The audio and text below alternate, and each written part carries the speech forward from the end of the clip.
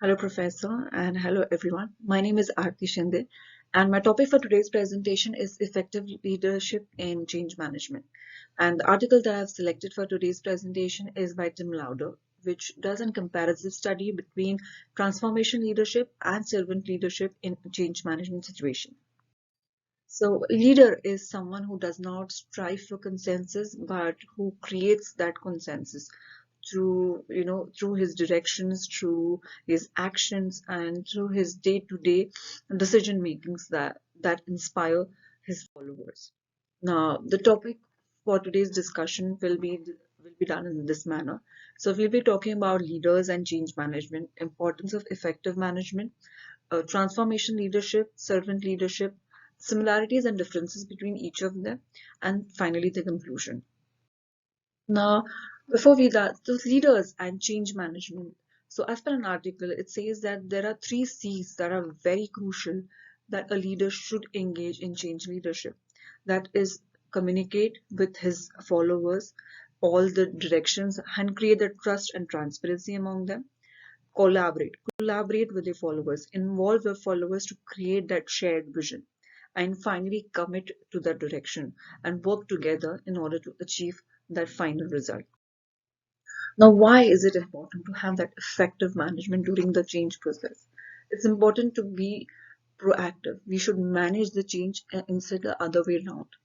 Second, you have to fulfill the rules of a change management. That is, as said earlier, we have to change, you have to communicate, you have to collaborate, and you have to commit to it.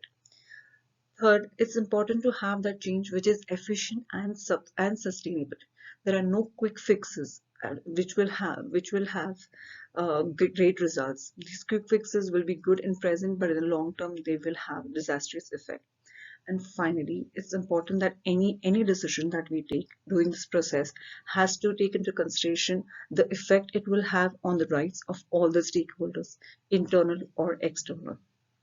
Now, finally, coming to the point where we talk about these leadership. Now, we start with transformation leadership.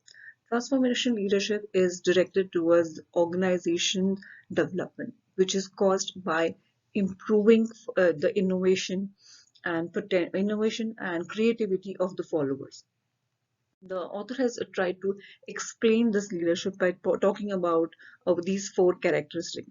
Now, in the idealized influence, the idealized influence is the leader has an ability to realign the perspective as per the dynamics of the environment.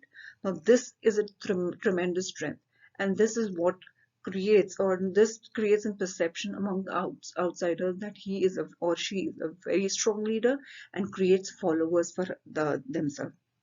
Now, coming to inspiration influence, the word says that you create an inspiration or you create your followers because of your based on your actions, based on your personal attitude, the way you model yourself, and this will create a positive effect on the followers and creates them and makes them commit to the change that the leader is uh, thinking for his or her organization.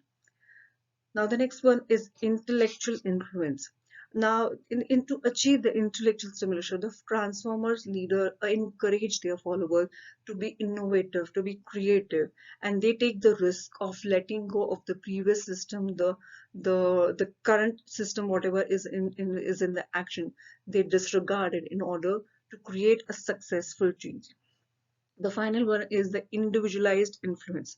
Here the the leader tries attempts to understand the employees, the cultural perceptions, and their shared values and beliefs, and how will they be affected, how their performance, how their productivity will be affected during the change process. Now, coming to the servant leadership, the servant leadership is more of the follower focused. There, it's about individual development and how the followers' potential or their own productivity is increased. Now, in the servant leadership, the author has tried to explain it into these four perspectives.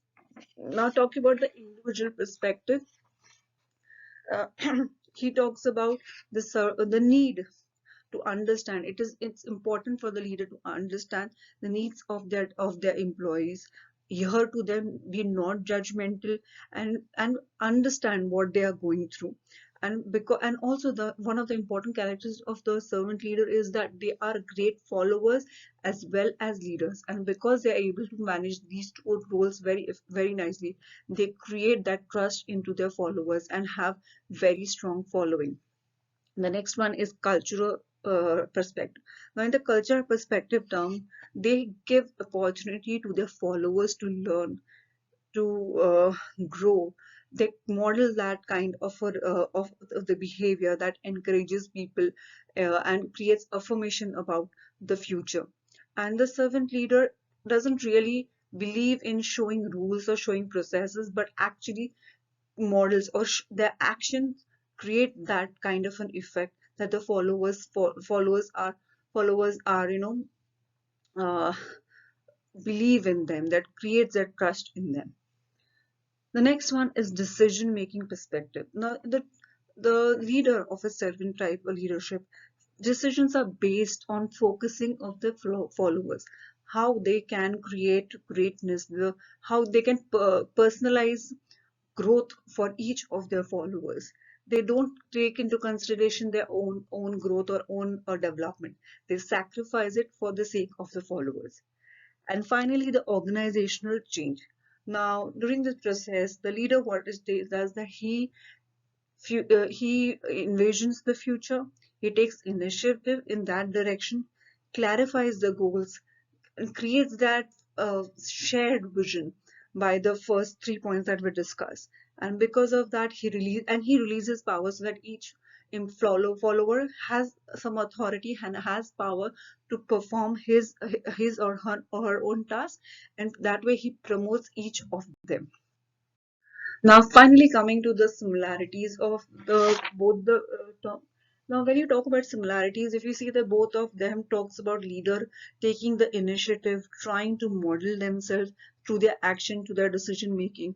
They are secondly talk about relationships. So they have both the leadership have a very close relationship with their own followers.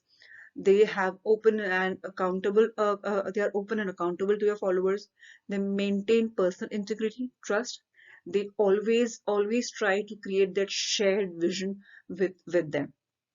Finally, as I said again, they take initiative, and they are looking for their followers to grow, either it is innovative or creative or their own personal growth. Now, there are few but very distinct differences between two of them.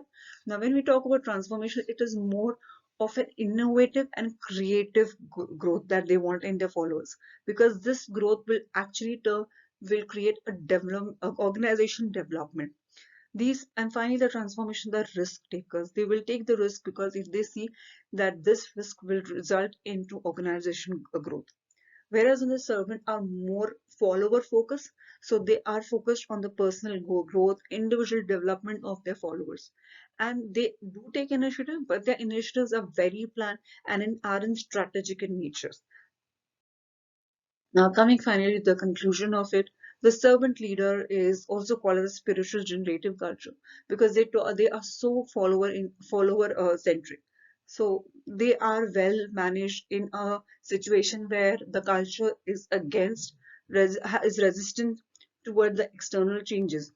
Whereas on the other hand, the transformational change is known as empowered dynamic culture.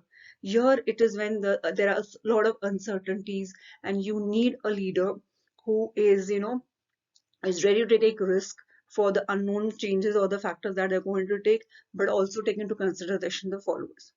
Now, the author says, as per author's recommendation, he believes that in today's business world, when the change is just too fast paced and there are constant innovation and development happening in every industry, transformation leadership seems to be a better option for organizations today. Now, talking from my own perspective, I realize that yes, transformation leadership is definitely a good way of doing it, but there are definitely certain points in servant leadership which have an advantage of their own, that is taking into consideration or listening to their followers, being not being judgmental and actually listening to the employees. I think this is a really a very crucial point that should be included, So you cannot have just transformational, but I would say a hybrid model where both of these models are taken into consideration and applied. So with this, I come to an end of my presentation. These are my references, and thank you so much for your time.